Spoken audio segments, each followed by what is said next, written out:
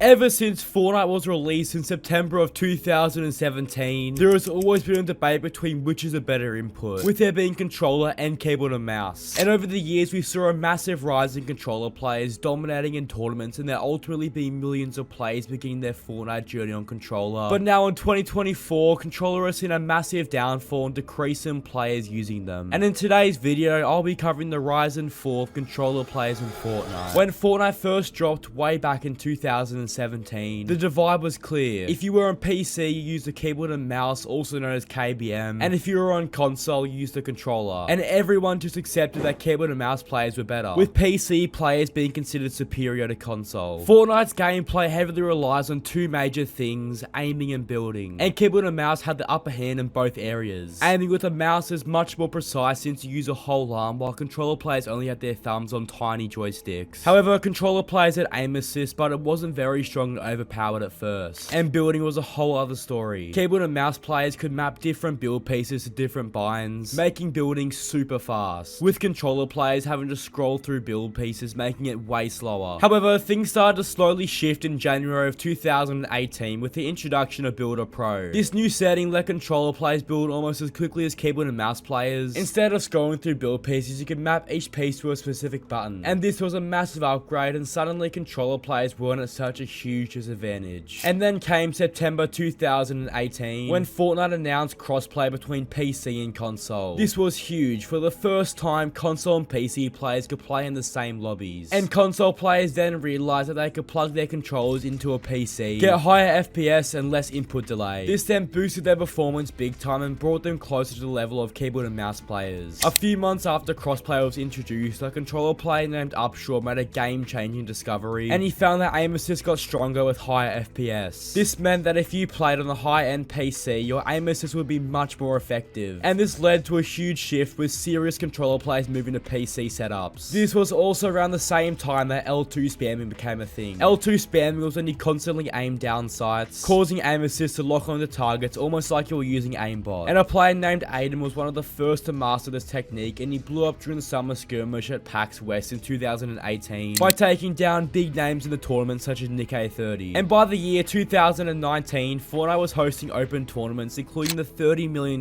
World Cup event, and despite all the hype around aim assist, controller players didn't perform as well as expected. Out of the 100 solo qualifiers, only 7 players were controller players. Additionally, in duos, only 2 out of 100 played on the controller. Even though controller players made up about 75% of the player base, they still struggled to qualify. Nevertheless, things changed at the beginning of Chapter 2 with the release of new sensitivity settings, and this made Fortnite on a controller much more customizable, and players like Unknown Army started dominating. Unknown Army won FNCS in Chapter 2 Season 1 and a bunch of cash cups on the side, ultimately proving that controller players could compete at the highest level possible if they truly put in the time and dedication required. While some were still using the old legacy aim assist settings, others switched to linear settings, and everyone thought legacy aim assist was the issue, but it turned out that linear settings were even better. They provided strong aim assist while aiming down sights and gave instant hipfire accuracy, with this leading to a new meta where controller players would jump into boxes and rely on ARs and SMGs rather than shotguns. And this absolutely broken meta reached its peak during the solo FNCS Invitational, where 75% of the qualifiers were controller players. Even top keyboard and mouse players like Epic Whales switched to controller and went on to win FNCS. But Epic Games knew something had to change. And with this being said, Epic Games went on to nerf aim assist by about 30%, which quickly showed in the leaderboards, with many controller players who relied on strong aim assist starting to fall off. Despite the nerf, new stars emerged in the Fortnite controller scene. Day and Mero were among the best fighters in the trios meta of 2021, along with a player named Reverse 2K. They won 2 FNCS tournaments, proving that skilled controller players could still compete. Nonetheless, most teams preferred having just one controller player on their team because of the difficulty in getting long range damage. And throughout the year of 2021, there were never more than 20 controller players competing in the FNCS finals, usually only being around 10 to 15 players. The shift to duos in Chapter 3 helped quite a bit, but even with the broken Stinger SMG meta in Chapter 3 Season 1, only 24 controller players made it to the Grand Finals. Mero and Booga were going to win the FNCS Grand Finals, but many other controller players struggled. After this, things went downhill drastically, with there being 3 main issues that contributed to the overall decline of controller players, with the first being aim assist bugs. In Chapters 3 and 4, aim assist would randomly stop working. This might not seem seem like a big deal on the outside, but in high stakes lobbies it made a huge difference. Secondly, scoped weapons. Scoped weapons have very little aim assist, making it tough for controller players to get long range storm surge tags, with keyboard and mouse players having a massive advantage here. And lastly, box fighting better. Box fighting became the main focus of the game, and keyboard and mouse players had a significant edge with quicker movements and overall better mechanics. And with all that in mind, controller players just simply couldn't keep up. And by the time of the Global Championships in Copenhagen, only 9 out of the 100 qualifiers were on controller. But despite that, Mero would go on to win once again. But it was clear the era of controller dominance was over. In just 3 short years, we went from controller players making up about 70% of major tournament finals to under 10%. So will we ever see controller players dominate again? And the answer to this commonly asked question is probably not. The gap between keyboard and mouse and controller players has widened too much. But who knows, Fortnite is always changing, and maybe one day the controller community will make an ultimate comeback. Although until then, keyboard and mouse players will continue to dominate the competitive Fortnite scene. Thank you all for watching all the way until the end of the video. I really do appreciate any and all support, and by just simply liking, subscribing, and commenting your favorite moment from this video truly goes a long way and helps me out tremendously. And with that all being said, I really hope you all have an amazing rest of your day. Laters.